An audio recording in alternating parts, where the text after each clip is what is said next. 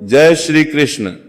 आप सभी को निर्जला एकादशी की ढेरों शुभकामनाएं। सभी एकादशी में, सर्वोत्तम सभी व्रतों में महान और भगवान श्री हरि विष्णु को अत्यंत प्रेम माने जाने वाली निर्जला एकादशी की पावन कथा में आप सभी श्रोताओं का बहुत बहुत स्वागत है।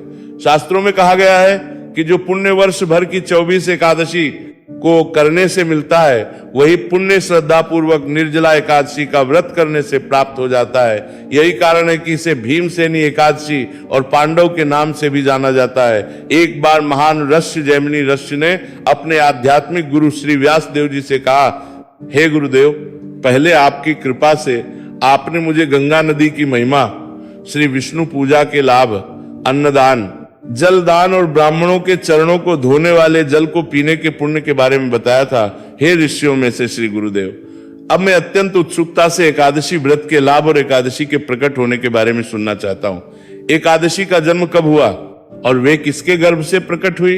एकादशी के व्रत के नियम क्या है? कृपया इस व्रत के लाभों का वर्णन कीजिए और ये व्रत कब करना चाहिए। श्री एकादशी के परम पूजनीय देवता कौन है? एकादशी का विधिवत पालन न करने के क्या दोष है? कृपया मुझ पर कृपा करें और इन विषयों के बारे में बताएं, क्योंकि आप ही एकमात्र ऐसे व्यक्ति हैं जो ऐसा कर सकते हैं। ऋषि के इस प्रश्न को सुनकर शील व्यास देव दिव्य आनंद में लीन हो गए और बोले, हे ब्राह्मण, ऋषि जर्मनी एकादशी के पालन के लाभों का पूर्ण वर्णन तो केवल भगवान नारायण ही कर सकते हैं, क्योंकि श्री नारायण ही ऐसे हैं जो इनका पूर्ण वर्णन कर सकते हैं। लेकिन मैं आपके प्रश्न के उत्तर में संक्षेप में वर्णन करूंगा। भौतिक सृष्टि के आरंभ में परमेश्वर ने 5 स्थूल भौतिक तत्वों से निर्मित इस संसार में चलने फिरने और ना चलने फिरने वाले जीवों की रचना की। साथ ही मनुष्यों को दंडित करने के उद्देश्य से उन्होंने एक ऐसे व्यक्तित्व की भी रचना की जिसका स्वरूप पाप का साक्षात रूप था। इस व्यक्तित्व के विभिन्न अंग विभिन्न पाप कर्मों से निर्मित थे। उनका सिर ब्राह्मण की हत्या के पाप से, उनकी दोनों आंखें मादक पदार्थों के सेवन के पाप से, उनका मुख सोने की चोरी के पाप से, उनके कान गुरु की पत्नी के साथ अवैध संबंध के पाप से, उनकी नाक पत्नी की हत्या के पाप से, उनकी भुजाएं गाय की हत्या के पाप से, उनकी गर्दन संचित धन की चोरी के पाप से, उनका सीना गर्भपात के पाप से, उनका निचला सीना दूसरे की पत्नी के साथ यौन संबंध के पाप से, उनका पेट रिश्तेदारों की हत्या के पाप से, उनकी नाभि आश्रित हत्या के पाप से, उनकी कमर आत्म प्रशंसा के पाप से बनी हुई थी, गुरु का अपमान करने के पाप की पुत्री को बेचने के पाप का जननांग, गोपनीय बातें बताने के पाप के नितंब, पिता की हत्या के पाप के पैर और कम गंभीर पापों के प्रतीक बाल। इस पूरे के बाल में 3 को उन्होंने बाल में कहा प्रकार सभी पापों और दुर्गुणों को समाहित करने वाले एक भयानक व्यक्तित्व का निर्माण हुआ। उसका शरीर काला और आंखें पीली हैं। वह पापी को अत्यधिक कष्ट देता है। भगवान विष्णु ने इस पापी व्यक्तित्व को देखकर मन ही मन सोचा कि मैं जीवों के सुख दुख का निर्माता हूं, उनका स्वामी हूं, क्योंकि मैंने ही इस पापी व्यक्तित्व का निर्माण किया है जो सभी बेईमान, कपटी और पापी व्यक्तियों को कष्ट देता है। अब मुझे किसी ऐसे व्यक्ति का निर्माण करना होगा जो इस व्यक्तित्व को नियंत्रित कर सके। इस समय श्री भगवान ने यमराज नामक व्यक्तित्व और विभिन्न नरक लोगों की रचना की। जो जीव अत्यंत पापी हैं उन्हें मृत्यु के बाद यमराज के पास भेजा जाएगा, जो बदले में उनके पापों के अनुसार उन्हें नरक लोक में कष्ट भोगने के लिए भेजेंगे। इन व्यवस्थाओं के बाद जीवों को सुख दुख देने वाले परमेश्वर पक्षियों के राजा गरुड़ की सहायता से यमराज के घर गए। यमराज जी ने जब देखा कि भगवान विष्णु पधारे हैं तो उन्होंने तुरंत उनके चरण धोए और उन्हें भेंट अर्पित की। फिर उन्होंने उन्हें एक स्वर्ण सिंहासन पर बिठाया। भगवान विष्णु सिंहासन पर विराजमान हुए। तभी उन्होंने दक्षिण से बहुत तेज रोने की आवाज सुनी। वे इससे आश्चर्यचकित हुए और यमराज जी से पूछा कि हे यमराज जी, ये तेज तेज रोने की आवाज कहां से आ रही है? यमराज जी ने उत्तर दिया, हे देव, पृथ्वी लोकों के विभिन्न जीव नरक लोक में गिर गए हैं। वे अपने कुकर्मों के कारण अत्यधिक कष्ट भोग रहे हैं और ये भयानक रोना उनके पिछले बुरे कर्मों के कष्टों के कारण है। यह सुनकर भगवान विष्णु दक्षिण दिशा के स्थित नरक लोक में गए। जब वहां के निवासियों ने देखा कि कौन आया है तो वे और भी जोर जोर से रोने लगे। भगवान विष्णु का हृदय ये देखकर करुणा से भर गया। उन्होंने मन ही मन सोचा, मैंने ही तो इन समस्त संतानों की रचना की है और मेरे ही कारण ही व्यथित हो रहे हैं। श्री व्यासदेव जी ने आगे कहा, हे जर्मनी, सुनो कि इसके बाद भगवान ने आगे क्या किया। कृपालु परमेश्वर ने अपने पूर्व विचार करने के बाद अचानक स्वरूप से एकादशी के दिन की देवी को प्रकट किया। इसके बाद विभिन्न पापी जीव एकादशी का व्रत करने लगे और शीघ्र ही बैकुंठ धाम पहुंच गए। हे जैमिनी, अतः एकादशी का दिन परमेश्वर श्री विष्णु का ही स्वरूप है, जो जीवों के हृदय में विद्यमान परमात्मा है। श्री एकादशी परम पवित्र कर्म है और सभी व्रतों में श्रेष्ठ है। श्री एकादशी के प्रकट होने के बाद पाप कर्म के स्वरूप वाले उस व्यक्ति ने धीरे धीरे उनके प्रभाव को देखा। वो अपने हृदय संदेह लिए भगवान विष्णु के पास गया और अनेक प्रार्थनाएं करने लगा, जिस पर भगवान विष्णु अत्यंत प्रसन्न हुए और बोले, मैं तुम्हारी उत्तम भेंटों से अत्यंत प्रसन्न हुआ हूं, तुम क्या वरदान चाहते हो? तब पाप पुरुष ने उत्तर दिया, प्रभु मैं आपकी ही संतान हूं और मेरे द्वारा ही आपने उन जीवों को कष्ट देना चाहा जो बहुत पापी है, परंतु अब श्री एकादशी के प्रभाव से मैं लगभग नष्ट हो चुका। हे प्रभु, मेरे मरने के बाद आपके वे सभी अंश जिन्होंने भौतिक शरीर धारण किया है मुक्त हो जाएंगे और वैकुंठ धाम लौट जाएंगे। यदि सभी जीवों का इस प्रकार उद्धार हो जाएगा तो फिर आपकी लीलाओं को आगे कौन बढ़ाएगा? पृथ्वी पर लीलाएं करने वाला कोई अन्य नहीं बचेगा। हे केशव, इसलिए यदि आप चाहते हैं कि ये शाश्वत लीलाएं चलती रहें तो कृपया मुझे एकादशी के भय से बचाइए। किसी भी प्रकार पुण्य कर्म मुझे बांध नहीं सकता, केवल एकादशी ही, जो कि आपका ही प्रकट रूप है, मुझे रोक सकती है। श्री एकादशी के भय से मैं भागकर मनुष्यों, पशुओं, कीड़ों, पहाड़ियों, वृक्षों, चलने फिरने वाले और न चलने फिरने वाले जीवों, नदियों, महासागरों, जंगलों, स्वर्ग, पृथ्वी और नरक के ग्रहों की शरण में आ गया हूं। हे देवताओं और गंधर्वों, मुझे ऐसी जगह नहीं मिल रही जहां कि मैं श्री एकादशी के भय से मुक्त हो सकूं। हे मेरे गुरु, मैं आपकी रचना हूं, इसलिए कृपा करके मुझे कोई ऐसी जगह का मार्ग दिखाए जहां मैं निर्भय होकर निवास कर सकूं। श्री व्यास देव जी जैमिनी रस से कहते हैं, हे मुनिवर, ये कहकर सभी पाप कर्मों के अवतार अर्थात पाप पुरुष सभी दुखों के नाश करने वाले भगवान श्री विष्णु के चरणों में गिर पड़े और रोने लगे। इसके बाद भगवान विष्णु ने पाप पुरुष की दशा देखकर हंसते हुए कहा, हे पाप पुरुष, उठो अब और विलाप मत करो। बस सुनो, मैं तुम्हें बताता हूं कि एकादशी के शुभचंद्र दिवस पर तुम कहां ठहर सकते हो। एकादशी के दिन जो तीनों लोगों का भला करने वाली तिथि है, तुम अन्न भंडारण कर सकते हो। अब इस बात की चिंता करने की कोई आवश्यकता नहीं, क्योंकि श्री एकादशी देवी के रूप में मेरा स्वरूप अब तुम्हें नहीं रोकेगा। इस प्रकार पाप पुरुष को निर्देश देने के बाद भगवान विष्णु अंतर ध्यान हो गए और पाप पुरुष अपने कार्यों में लौट गया। अतः जो लोग आत्मा के परम कल्याण के प्रति गंभीर हैं, वे एकादशी तिथि को किसी भी प्रकार का अनाज नहीं खाते। भगवान विष्णु के निर्देशानुसार भौतिक जगत में पाए जाने वाले सभी प्रकार के पाप इस अनाज के स्थान में निवास करते हैं। एकादशी का पालन करने वाला व्यक्ति सभी पापों से मुक्त हो जाता है और कभी नरक में प्रवेश करने वाले दारा के अनुसार ये पापनी करोड़िया नहीं करता। यदि कोई माया के कारण एकादशी का पालन नहीं करता तो सबसे पापी माना जाता है। पृथ्वी पर रहने वाले व्यक्ति द्वारा खाए गए अनाज के प्रत्येक कोड़ से लाखों ब्राह्मणों के वध का फल मिलता है। एकादशी को अनाज का सेवन न करना नितांत आवश्यक है। मैं बार बार दृढ़ता से कहता हूं, हे मुनिवर, कि एकादशी को अनाज मत खाओ, अनाज मत खाओ, अनाज मत खाओ। चाहे कोई क्षत्रिय हो, वैश्य हो, शूद्र हो या फिर किसी भी परिवार का हो, उसे एकादशी चंद्र दिवस का पालन करना चाहिए। इससे वर्ण और आश्रम की पूर्णता प्राप्त होती है। विशेषकर इसलिए कि अगर कोई छल से भी एकादशी का पालन करे तो उसके सभी पाप नष्ट हो जाते हैं और वह अत्यंत सरलता से वैकुंठ धाम परम लक्ष्य को प्राप्त कर लेता है। एक बार युधिष्ठिर महाराज ने व्यास जी से कहा कि ज्येष्ठ मास के शुक्ल पक्ष में जो एकादशी आती है उसका क्या नाम है और कैसे करना चाहिए। तब युधिष्ठिर महाराज की यह बात सुनकर भीम ने कहा कि मुनिवर, मुझसे तो एकादशी का व्रत ही नहीं होता, क्या आप मुझे कोई ऐसा उपाय बता सकते हैं कि व्रत भी हो जाए और मुझे भूखा भी ना रहना पड़े। भीमसेन की बात सुनकर व्यास जी ने कहा, अगर तुम्हें स्वर्ग लोक की प्राप्ति अभीष्ट है और नरक को तुम दूषित समझते हो, तब दोनों ही पक्षों की एकादशी को भोजन ना करना।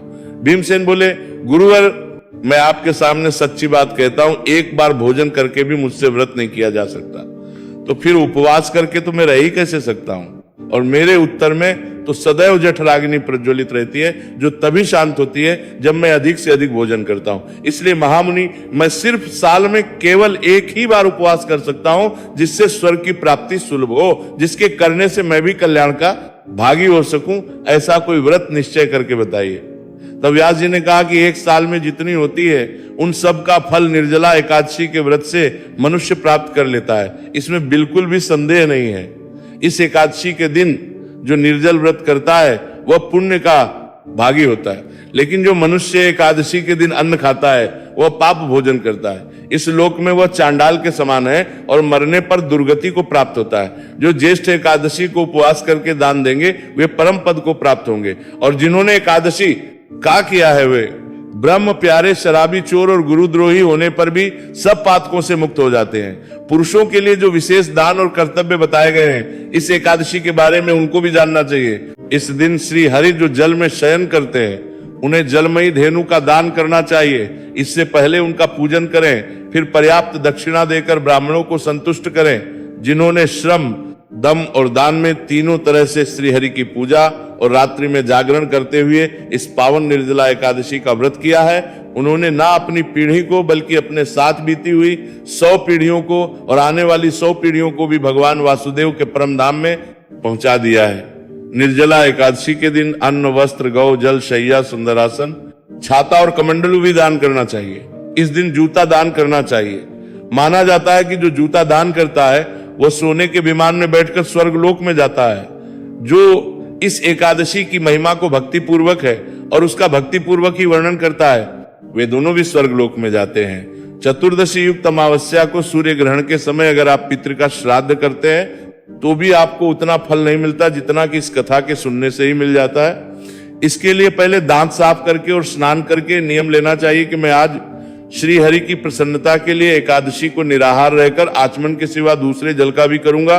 द्वादशी को फिर धूप, दीप, गंध, पुष्प और वस्त्र आदि विधि पूर्वक पूजन करके जल से भरा घड़ा संकल्प करते हुए दान करें। महर्षि व्यास जी के मुख से यह सब वरदान सुनकर भीमसेन ने कहा, हे ऋषिवर, मैं भी अब निर्जला एकादशी का यथोचित रूप से पालन करूंगा। तब व्यास जी ने कहा कि भीम ज्येष्ठ मास में सूर्य वृष राशि पर हो या मिथुन राशि पर शुक्ल पक्ष में जो एकादशी आती है उसका पूर्वक निर्जल व्रत करो।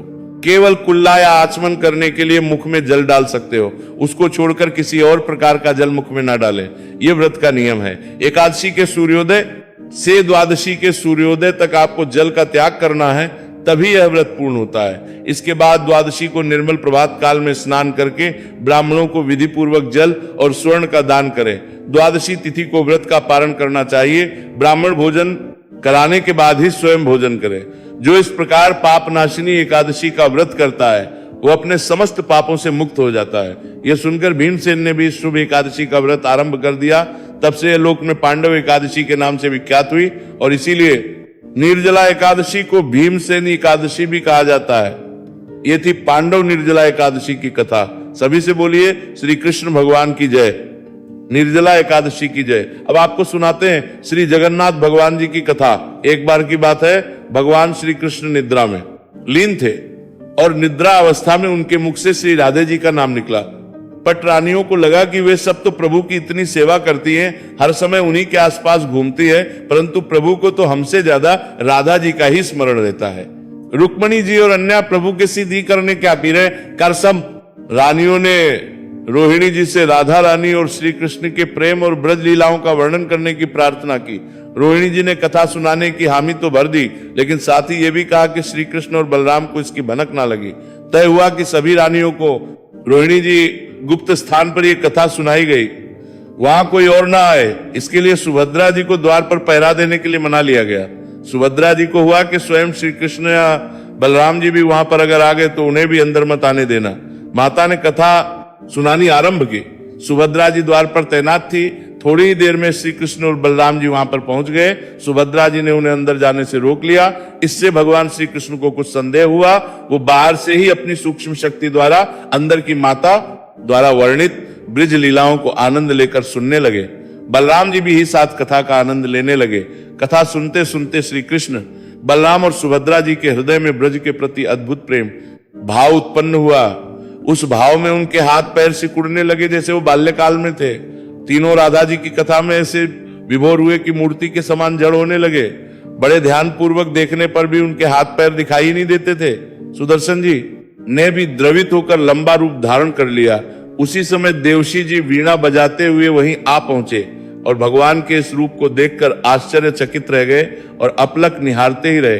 कुछ समय के बाद जब उनकी तंद्रा भंग हुई तो नारद जी ने सबको प्रणाम करके भगवान श्री कृष्ण से कहा, हे प्रभु, मेरी इच्छा है कि मैंने आज जो रूप देखा है वह रूप आपके भक्त जनों को पृथ्वी लोक पर चिरकाल तक देखने को मिले। आप इस रूप में पृथ्वी पर वास करें। प्रभु भगवान नारद जी के इस बात से बड़े प्रसन्न हुए और उन्होंने कहा, देवर्षि, ऐसा ही होगा। कलिकाल में भी मैं इसी रूप में नीलांचल क्षेत्र में अपना स्वरूप प्रकट करूंगा। कलयुग आगमन के उपरांत प्रभु की प्रेरणा से मालवराज इंद्रद्युम्न ने भगवान श्री कृष्ण, बलभद्र जी और बहन सुभद्रा जी की ऐसी ही प्रतिमा जगन्नाथ मंदिर में स्थापित कराई। राजा इंद्रद्युम्न श्रेष्ठ प्रजापालक राजा थे। प्रजा उन्हें बहुत प्रेम किया करती थी। उनकी प्रजा उनके राज्य में पूरी तरह सुखी और संतुष्ट थी। राजा के मन में इच्छा थी कि वो कुछ ऐसा करे जिससे सभी उन्हें याद रखें। देव योग से राजा इंद्रद्युम्न के मन में एक अज्ञात कामना प्रकट हुई कि वो एक ऐसे मंदिर का निर्माण कराए जो दुनिया में कहीं देखा ही ना हो। अगर मंदिर बन गया तो फिर उस मंदिर में किस देवता की मूर्ति स्थापित करें। राजा इंद्रद्युम्न मन में अब यही विचार चलने लगे। एक रात इसी पर गंभीर चिंता करते करते राजा सो गए। नींद में राजा को एक स्वप्न आया। स्वप्न में उन्होंने एक देववाणी सुनी। इंद्रद्युम्न ने सुना कि राजा, तुम पहले नए मंदिर का निर्माण आरंभ करो, मूर्ति विग्रह की चिंता छोड़ दो। उचित समय आने पर तुम्हें स्वयं वह राह दिखाई पड़ेगी। राजा नींद से जाग उठे। सुबह होते ही उन्होंने मंत्रियों को अपने सपने की बात बताई। राजपुरोहित के सुझाव पर शुभ मुहूर्त में पूर्वी समुद्री तट पर एक विशाल मंदिर के निर्माण का निश्चय किया। वैदिक मंत्रोच्चार के साथ शुभ मुहूर्त में मंदिर निर्माण का श्री गणेश भी हो गया। राजा इंद्रद्युम्न के मंदिर बनवाने की सूचना शिल्पियों और कारीगरों को हुई। अब तो सभी इस शुभ कार्य में, इस अलौकिक कार्य में अपना योगदान देने के लिए पहुंच गए। दिन रात मंदिर के निर्माण में जुट गए। कुछ ही वर्षों में अद्भुत मंदिर बनकर तैयार हो गया। सागर तट पर एक विशाल मंदिर का निर्माण तो हो गया, परंतु इस विशाल मंदिर के अंदर किस भगवान की मूर्ति स्थापित की जाए, ये समस्या तो जस की तस थी। अब राजा फिर से चिंतित होने लगे। एक दिन मंदिर के गर्भगृह में बैठकर इसी चिंता में राजा की आंखों से आंसू बह गए। राजा ने भगवान से विनती की कि प्रभु, आपके किस स्वरूप को मैं इस मंदिर में स्थापित करूं? मैं इसी चिंता में व्याकुल हूं, मार्ग खाइए प्रभु। आपने स्वप्न में जो संकेत दिया था उसे पूरा होने का समय कब आएगा? देव विग्रह विहीन मंदिर देखकर सब मुझ पर हंसेंगे। राजा की आंखों से आंसू झरझर बह रहे थे और वह मन ही मन सच्चे मन से प्रभु से प्रार्थना करते जा रहे थे कि प्रभु, आपके आशीर्वाद से मेरा बड़ा सम्मान है। प्रजा समझेगी कि मैंने झूठ मूठ में स्वप्न में आपके आदेश की बात कहकर इतना बड़ा श्रम कराया। हे प्रभु, मुझे कुछ नहीं सूझ रहा, बस आप ही मार्ग दिखाइए। राजा बड़े ही दुखी मन से अपने महल में चले गए। उसी रात को राजा ने फिर से एक सपना देखा। सपने में उन्हें दिव्य वाणी सुनाई थी कि राजन, यहां निकट में ही भगवान श्री कृष्ण का विग्रह रूप है, तुम उसे खोजने का प्रयास करो, तुम्हें दर्शन मिलेंगे। इंद्रद्युम्न ने सपने की बात फिर से राजपुरोहित और मंत्रियों को बताई। सभी इस निष्कर्ष पर पहुंचे कि प्रभु की कृपा सहज प्राप्त नहीं होगी। उसके लिए हमें शुद्ध और निर्मल मन से परिश्रम आरंभ करना होगा। भगवान के विग्रह का पता लगाने की जिम्मेदारी राजा इंद्रद्युम्न ने 4 पंडित विद्वानों को सौंप दी। प्रभु इच्छा से प्रेरित होकर अब वे चारों विद्वान चारों दिशाओं में चले गए। उन चारों में एक विद्वान थे विद्यापति। वो चारों में सबसे कम उम्र के थे। प्रभु के विग्रह की खोज के समय उनके साथ बहुत सारी अलौकिक घटनाएं घटित हुई। पंडित पूर्व दिशा की ओर चल पड़े। कुछ आगे चलने के बाद विद्यापति उत्तर की ओर मुड़े तो उन्हें जंगल दिखाई दिया। वो जंगल अत्यंत भयावह था। विद्यापति भगवान श्री कृष्ण के उपासक थे। उन्होंने सच्चे मन से भगवान श्री कृष्ण का स्मरण किया और प्रभु से राह दिखाने की प्रार्थना की। भगवान श्री कृष्ण की प्रेरणा से अब उन्हें राह दिखने लगी। भगवान का मन में नाम लेते लेते और मन में हरे कृष्ण जपते हुए उस भयानक वन में चले जा रहे थे। जंगल के बीच उन्हें पर्वत दिखाई दिया। पर्वत के वृक्षों से संगीत की ध्वनि सा सुरम्य गीत सुनाई पड़ रहा था। विद्यापति संगीत के भी जानकार थे। उन्हें वहां मृदंग बंसी और करताल की मिलीजुली ध्वनि सुनाई देने लगी। ये संगीत उन्हें बड़ा अद्भुत, बड़ा दिव्य लगा। संगीत की उन्हीं दिव्य लहरियों को खोजते खोजते विद्यापति आगे बढ़ चले। जल्दी ही वे एक पहाड़ की चोटी पर पहुंच गए। पहाड़ के उन्हें एक सुंदर घाटी दिखाई दी जहां कुछ भील नृत्य कर रहे थे। विज्ञप्ति उस दृश्य को देखकर मंत्रमुग्ध थे। सफर के कारण थके थे, किंतु संगीत से उनकी ये सारी थकान पल भर में ही मिट गई और अब उन्हें नींद आने लगी। अचानक एक बाघ की गर्जना सुनकर विज्ञप्ति घबरा उठे। बाघ उनकी ओर ही दौड़ता आ रहा था। बाघ को देखकर विज्ञप्ति घबरा गए और मूर्छित होकर वहीं गिर पड़े। बाघ पर आक्रमण करने ही वाला था कि तभी एक स्त्री ने बाघ को पुकारा। बाघ उस आवाज को सुनकर बाघ मौन खड़ा हो गया। स्त्री ने उसे वापस लौट जाने का आदेश दिया तो बाघ लौट पड़ा। बाघ उस स्त्री के पैरों के पास ऐसे लौटने लगा मानो कोई बिल्ली पुचकार सुनकर खेल खेलने लगती है। युवती बाघ की पीठ को प्यार से, स्नेह से थपथपाने लगी और बाघ स्नेह से पैरों में लौटता रहा। वह स्त्री मौजूद स्त्रियों में सबसे अधिक सुंदर लग रही थी। वह भीलों के राजा विश्वावसु की इकलौती कन्या ललिता थी। ललिता ने अपनी सेविकाओं को अचेत विद्यापति की देखभाल करने के लिए भेजा। सेविकाओं ने झरझर बहते झरने से जल लेकर विद्यापति पर छिड़का। कुछ देर के बाद विद्यापति की चेतना लौटी। उन्हें होश आया तो उन्हें जल पिलाया गया। विद्यापति यह सब कुछ देखकर बड़े आश्चर्य में पड़े हुए थे। ललिता के पास आई और पूछा कि आप कौन हैं और इस भयानक जानवरों से भरे हुए इस जंगल में आप कैसे पहुंचे? आपके आने का क्या उद्देश्य है, बताइए, ताकि मैं आपकी कुछ सहायता कर सकूं। विद्यापति के मन से उस बाघ का भय अभी पूरी तरह से गया नहीं था। ललिता ने यह बात भांप ली, फिर उन्हें दिलासा देते हुए कहने लगी कि विप्रवर, आप मेरे साथ चलिए। जब आप स्वस्थ हो जाए तब अपने लक्ष्य की ओर प्रस्थान कीजिएगा। विज्ञापति ललिता के पीछे पीछे उनकी बस्ती की तरफ चल पड़े। विद्यापति भीलों के राजा विश्वावसु से मिले और उन्हें अपना परिचय दिया। विश्वावसु विद्यापति जैसे विद्वान से मिलकर बड़े प्रसन्न हुए। विद्यापति कुछ दिन वहां उनके अतिथि बनकर रुके रहे। वहां वे भीलों को धर्म और ज्ञान का उपदेश देने लगे।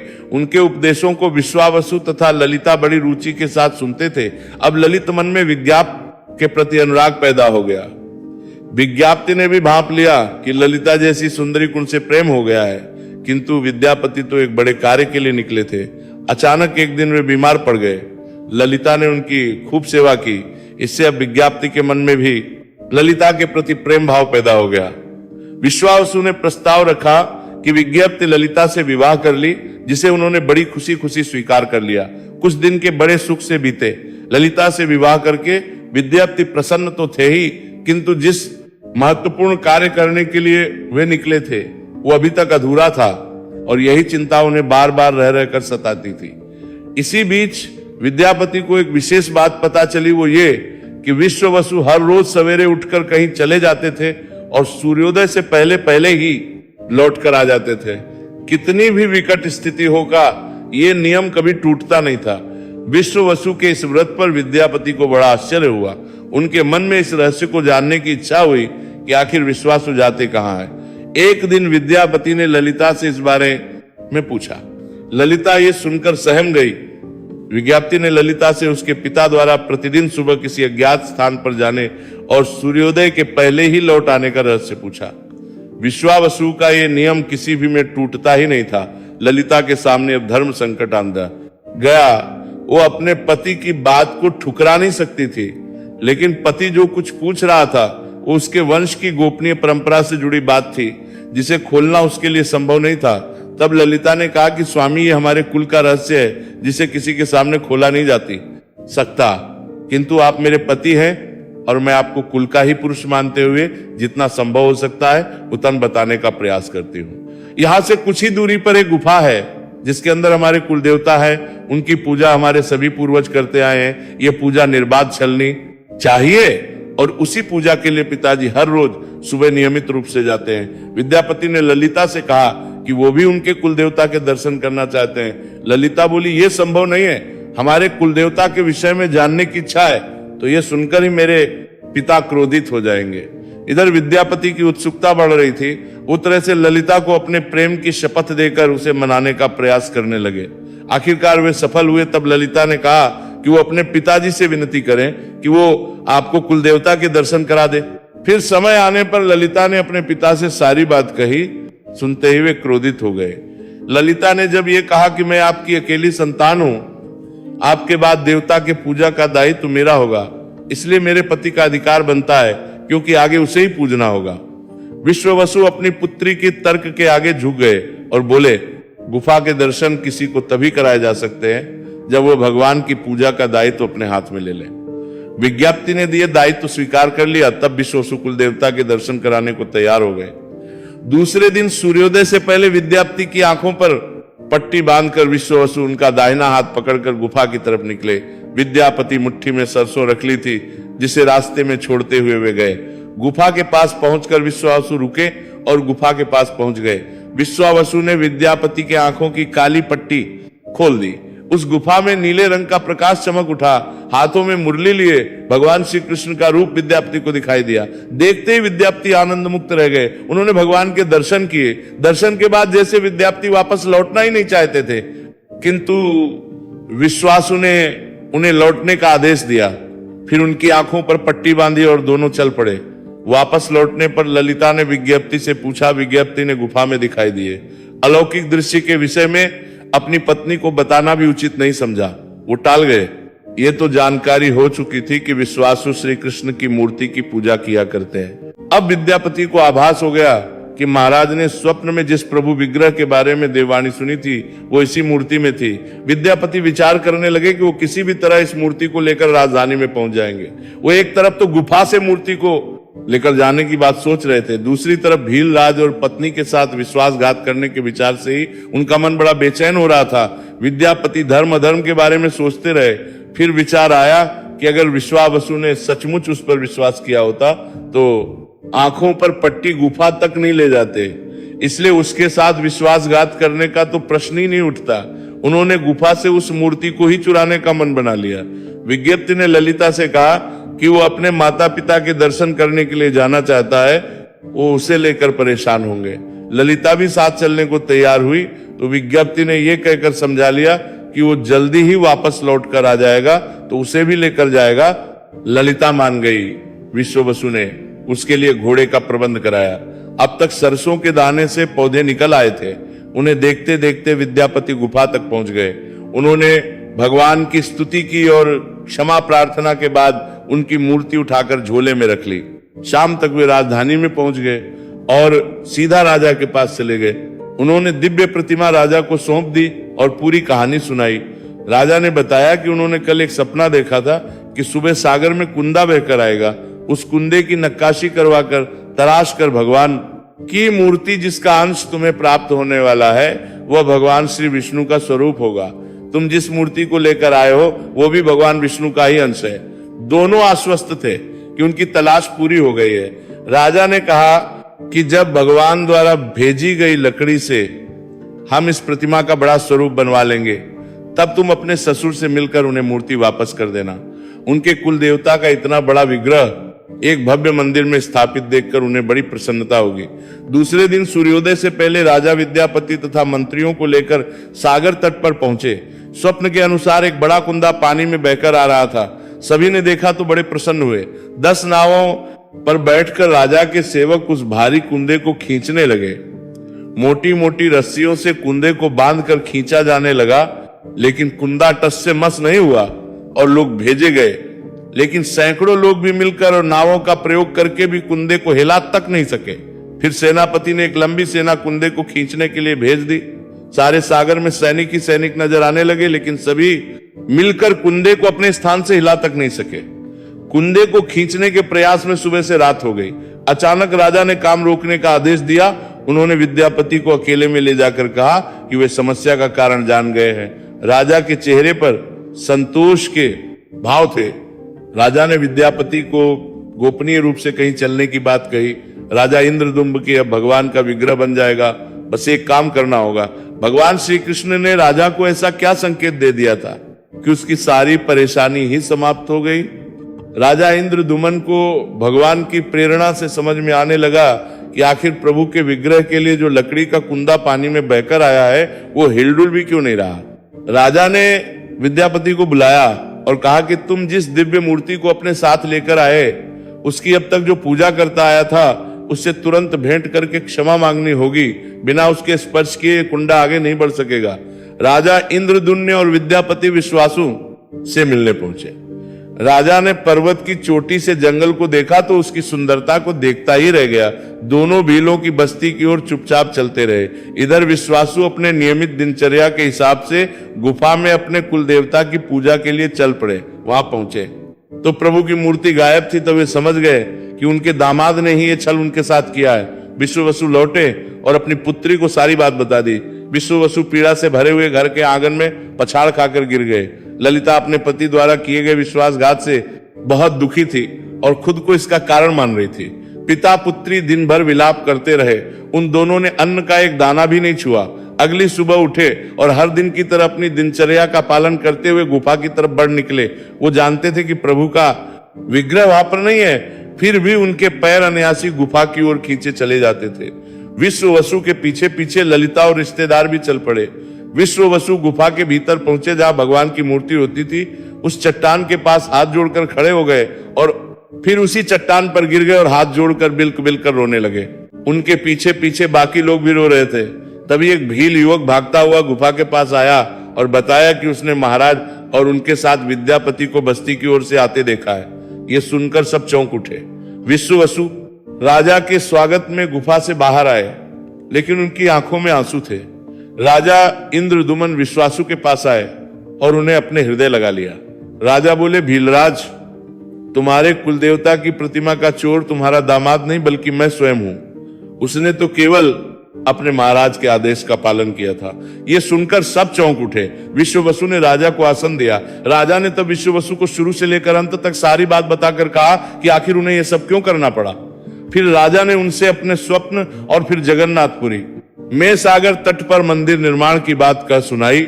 राजा ने विश्वासु से प्रार्थना की, भील सरदार विश्वासु, कई पीढ़ियों से आपके वंश के लोग भगवान की मूर्ति को पूजते आए हैं। भगवान के उस विग्रह के दर्शन सभी को मिल सके, इसके लिए आपकी सहायता चाहिए। ईश्वर द्वारा भेजे गए लकड़ी के कुंदे से बनी मूर्ति के भीतर हम इस दिव्य मूर्ति को सुरक्षित रखना चाहते हैं। अपने कुल की प्रतिमा को पुरी के मंदिर में स्थापित करने की अनुमति, उस कुंदे को तुम स्पर्श करोगे तभी वो वहां से हिलेगा।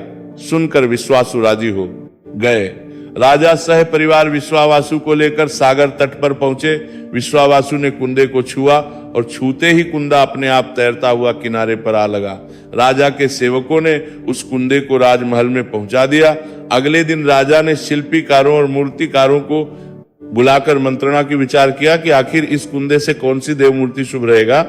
मूर्तिकारों ने कह दिया कि वे पत्थर की मूर्तियां बनाना तो जानते हैं, लेकिन लकड़ी की मूर्ति बनाने का उन्हें कोई ज्ञान नहीं। अब एक नई बाधा पैदा हो चुकी थी। राजा फिर चिंतित हो गए। उसी समय वहां पर एक बूढ़ा आदमी आया और उसने राजा से कहा कि इस मंदिर में आप भगवान श्री कृष्ण को उनके भाई बलभद्र और बहन सुभद्रा के साथ विराजमान कर दीजिए।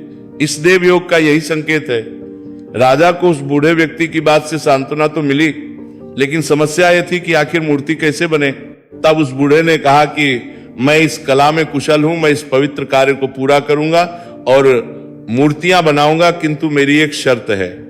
राजा तो सुनते ही प्रसन्न हो गए और फिर उनकी शर्त पूछी।